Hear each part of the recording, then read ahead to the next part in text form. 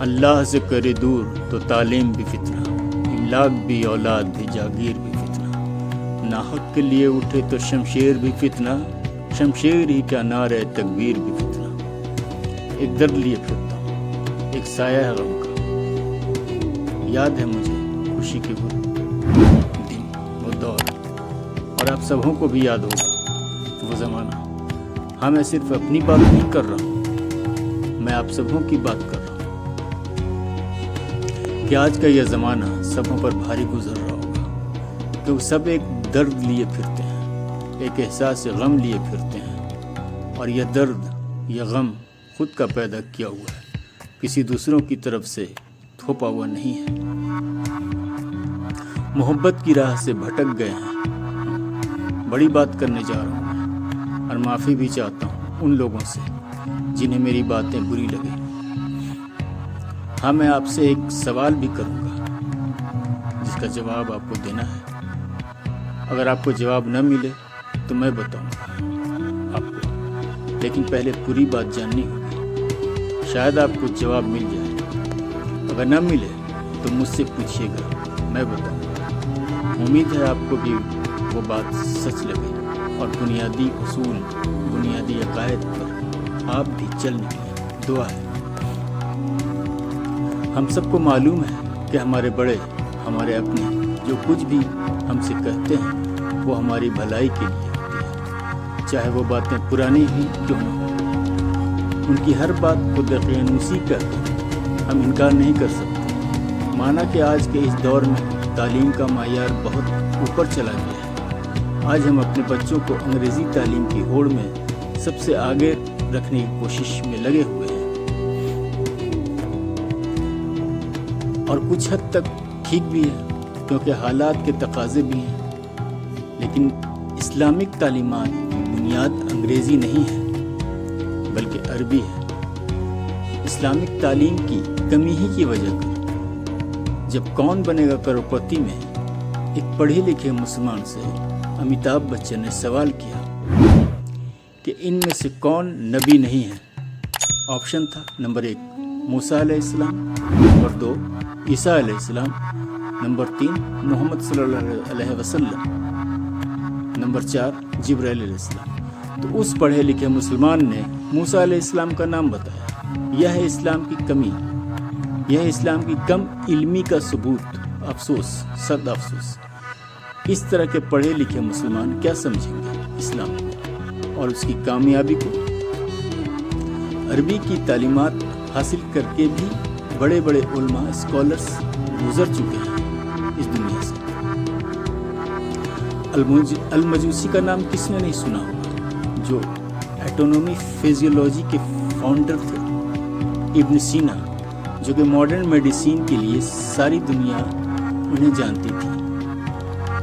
باتیں کچھ اور کہنی ہے، لیکن بات اس طرف موڑ کر میں کچھ گزری ہوئی بنیادی باتوں کو اس لیے بتا رہا ہوں کہ بنیاد چھوٹ نہیں سکتا۔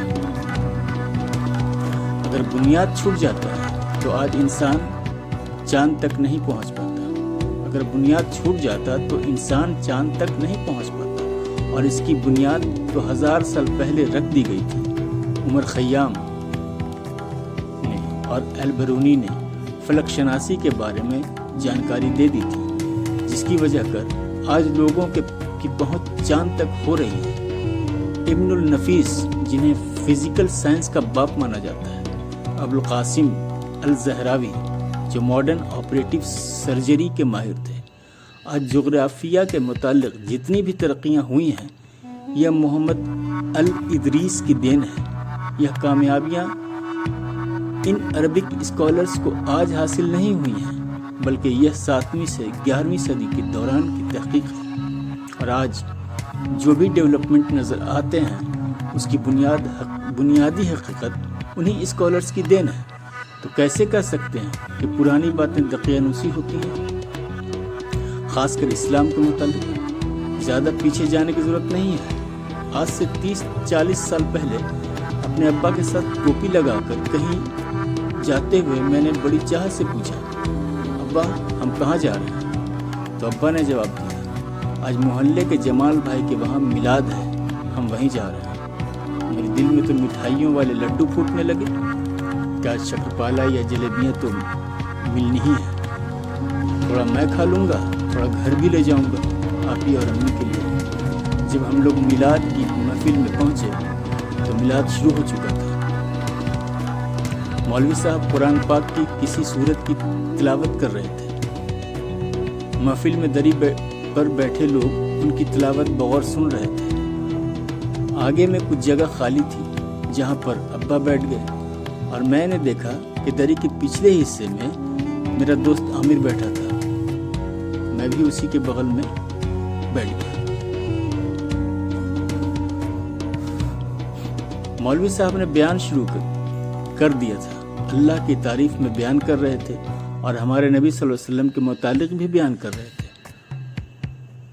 مولوی صاحب جمعہ کے خطبہ کے بارے میں بتا رہے تھے کہ جو لوگ محفل میلاد کو شرک کہتے ہیں ان سے کہیے کہ جمعہ کے خطبہ کو ذرا غور کر کے سنیں۔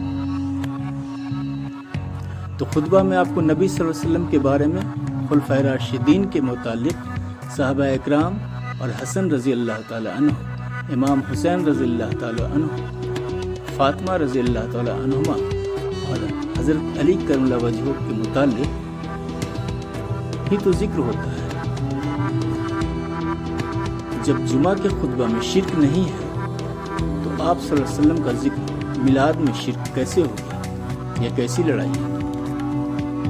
میں مولوی صاحب کی بات غور سے سن رہا تھا، لیکن اسی درمیان میرا دوست عامر نے مجھ سے پوچھا، بھائی یہ شرک کیا ہوتا ہے؟ میں بھی اسے کچھ بتا نہ سکا کیونکہ اس وقت میں بھی خود بھی چھوٹا تھا، لیکن مولوی صاحب کی وہ بات آج بھی یاد آ جاتی ہے جب اس دور میں بات بات پر لوگ شرک کا فتویٰ لگا دیتے ہیں۔ تب تو کم تھا، لیکن آج کے اس دور میں زیادہ شرک سمجھنے والے ہو گئے ہیں پڑھے لکھے۔ آج کے بچے بھی شرک پر اچھی خاصی تقریر کرنے کو اتاولے ہو جاتے ہیں، جنہیں شاید 10 میں سے ایک سوال کا بھی جواب نہیں معلوم، اور کہتے یہ ہیں کہ پرانی باتیں دقیانوسی ہے، پہلے جہالت زیادہ تھا اس لیے لوگ میلاد خوانی، فاتحہ خوانی کرتے تھے۔ تو المجوسی، ابن سینا، عمر خیام، ابن نفیس، ابو القاسم کے فارمولہ کو بھی دقیانوسی مان لیا جائے؟ ارے بھائی، بنیاد تو ہر ایک چیز کو آگے کی طرف لے کر جاتی ہے، اور پڑھے لکھے لوگ تو بنیاد ہی کو ترک کر کے کر رہے ہیں۔ گھوم گھوم کر لوگوں کو یہ بتا رہے ہیں کہ اسلام میں جو دقیانوسی باتیں ہیں انہیں مت کیجیے، نبیوں پر سلام مت بھیجیے، فاتحہ کرنا شرک ہے، میلاد میں مٹھائیاں بانٹنا گناہ ہے۔ قال عیسی ابن مریم اللہم ربنا انزل علینا مائدۃ من السماء تکون لنا عیدا اولنا وآخرنا وآیۃ منک وارزقنا وانت خیر الرازقین۔ سورہ مائدہ کا 144 آیت ہے، دیکھ لیجیے گا۔ ترجمہ: عیسیٰ بن مریم نے عرض کی، اے اللہ رب، ہمیں آسمان سے دستخوان اتار دے جو ہمارے لیے اور ہمارے بعد میں آنے والوں کے لیے عید اور تیری طرف سے ایک نشانی ہو جائے، اور ہمیں رزق عطا فرما، اور تو سب سے بہترین رزق دینے والا ہے۔ اب اس آیت میں آسمان سے رزق اتارنے کے دن کو عید قرار دینا درست ہے، تو ہمارے آقا صلی اللہ علیہ وسلم کے اس دنیا میں آنے کے دن لوگ میلاد کا اہتمام کرتے ہیں اور مٹھائیاں تقسیم کرتے ہیں۔ یہ بات بھی تو حدیث سے ثابت ہے، اور بہت مشہور حدیث ہے کہ حضرت عائشہ رضی اللہ تعالیٰ عنہما نے بیان کیا ہے کہ رسول کریم صلی اللہ علیہ وسلم کی تمام بیویوں میں جتنی غیرت مجھے حضرت خدیجہ رضی اللہ تعالیٰ عنہما سے تھی اتنی کسی اور سے نہیں آتی تھی، حالانکہ انہیں میں نے دیکھا بھی نہیں تھا، لیکن حضرت صلی اللہ علیہ وسلم ان کا ذکر بکثرت فرمایا کرتے تھے، اور اگر کبھی کوئی بکری ذبح کرتے تو اس کے ٹکڑے کر کے حضرت خدیجہ رضی اللہ تعالیٰ عنہما کے ملنے والیوں کو بھیجتے تھے۔ میں نے اکثر حضور صلی اللہ علیہ وسلم سے کہا، جیسے خدیجہ رضی اللہ تعالیٰ عنہما کے سوا کوئی عورت ہے ہی نہیں۔ اس پر آپ صلی اللہ علیہ وسلم فرماتے تھے، وہ ایسی تھیں اور ایسی تھیں، اور ان سے میری اولاد ہے۔ اس سے ثابت یہ ہوتا ہے کہ کسی کے مرنے کے بعد اس کا ذکر کر کے کچھ بھی تقسیم کرنے میں کوئی گریز نہیں ہے، کیونکہ یہ کام ہمارے نبی صلی اللہ علیہ وسلم نے خود کیا تھا۔ تو کہنے کا مطلب یہ ہے کہ ان سب باتوں کو دقیانوسی کیسے کر سکتے ہیں؟ اس طرح کے عمل کو انکار کر کے ہم گناہ کے مرتکب ہو جائیں گے۔ اس طرح کا عمل تو مرے ہوئے انسان کو ثواب پہنچانے کا بنیادی عمل ہے۔ ایک اور حدیث ہے کہ حضرت عائشہ رضی اللہ تعالیٰ عنہ نے ایک محفل منعقد کیا، وہاں کچھ اسلام کی باتیں ہوئیں اور محفل ختم ہونے کے بعد ام المومنین حضرت عائشہ صدیقہ رضی اللہ تعالیٰ عنہ نے سبھی عورتوں کو چھوہارا تقسیم کیا۔ ان سب باتوں کو آج کے پڑھے لکھے لوگ دقیانوسی کا نام دیتے ہیں اور انہیں بنیادی باتوں کو لے کر الگ الگ طبقے بن گئے ہیں، یا اسی کو فرقہ پرستی بھی کہتے ہیں، اور آپس میں آپس ہی میں تفرقے پیدا ہو گئے ہیں اور مسلمان ایک دوسرے سے دور ہوتے جا رہے ہیں، آپس میں محبت کم ہو گئی ہے، لوگ آپس میں رمضان میں افطار کی دعوت نہیں دیتے ہیں ایک دوسرے کو۔ پہلے تو رمضان کے مہینے میں کم سے کم 25 دن محلے میں افطار کی دعوت میں ہی گزر جاتے تھے۔ وہ دن یاد کر کے دل میں ایک خلش ہوتی ہے۔ کہیں بھی پڑوس میں اگر کسی طرح کا کوئی فنکشن منعقد ہوتا تو محلے میں دعوتیں ہوتی اور محلے والے مل جل کر سارے انتظامات کو آپس میں بانٹ لیا کرتے تھے۔ کہیں کوئی پریشانی ہوتی تو سب مل کر اسے حل کر دیا کرتے تھے۔ کہاں گئے وہ دن؟ کہاں گئی وہ محبتیں؟ حالات کیوں بدل گئے؟ لوگوں کے دلوں میں اتنی بے رخی کیوں آ گئی؟ وجہ میں نے تلاش کرنے کی کوشش کی تو سمجھ میں آیا کہ آج کے پڑھے لکھے لوگ اسلام کی بنیاد کو تلف کرتے جا رہے ہیں، اسلام کے قاعدوں کو حصوں میں بانٹ رہے ہیں اور فرقوں میں بٹ رہے ہیں، دلوں میں ایک دوسرے کے لیے کدورت جمع کر رہے ہیں۔ تو اسلام کے ماننے والوں سے یہ درخواست ہے کہ بنیادی باتوں کو ترک نہ کرو، صحابہ اکرام اور خلفائے راشدین کے طرز عمل کے پیروکار بنیں اور ابھی بھی ہم ایک ہو جائیں اور نفرتوں کو اپنے دل سے نکال دیں۔ اسلام کو روزمرہ کے خاص عمل میں لائیں۔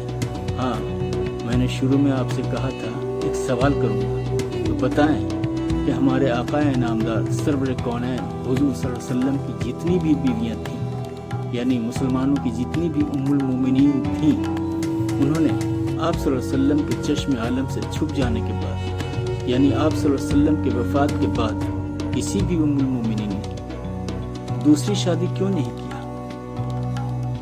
ایک اور سوال، آپ صلی اللہ علیہ وسلم کے وفات کے بعد آپ صلی اللہ علیہ وسلم کی وراثت میں جو ایک باغ تھا وہ حضرت فاطمہ رضی اللہ تعالی عنہما کو کیوں نہیں ملا؟ اس کا جواب دیں یا مجھ سے پوچھیں کمنٹ میں، اور میری درخواست پر غور کیجیے گا۔